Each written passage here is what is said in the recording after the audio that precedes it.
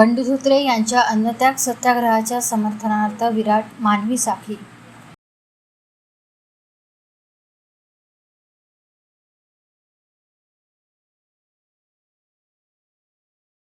लोहारडोंगरी खाण प्रकल्पाच्या विरोधात आणि पर्यावरणवादी कार्यकर्ते बंडू धोत्रे यांच्या सुरू असलेल्या बेमुदत अन्नत्याग सत्याग्रहाच्या समर्थनार्थ आज चंद्रपूरकरांनी रस्त्यावर उतरून आपला रोष शांतपणे व्यक्त केला.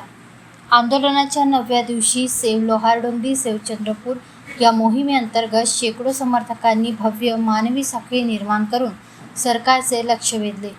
लोहारडोंगरी येथील प्रस्तावित खाण प्रकल्पामुळे होणारा पर्यावरणाचा ऱ्हास आणि वन्यजीवांच्या अधिवासावर येणारे संकट रोखण्यासाठी बंडू धोत्रे गेल्या 9 दिवसापासून अन्नाचा त्याग करून लढा देत आहेत.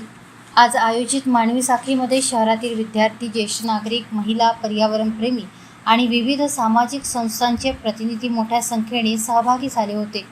लोहारडोंगरी वाचवा, चंद्रपूर वाचवा अशा घोषणांनी परिसर दणाणून गेला होता. काल रात्री बंडू धोत्रेंना रुग्णालयात भरती करण्यात आले होते. आवश्यक उपचार घेऊन ते आज सकाळी उपोषण मंडपात परतले.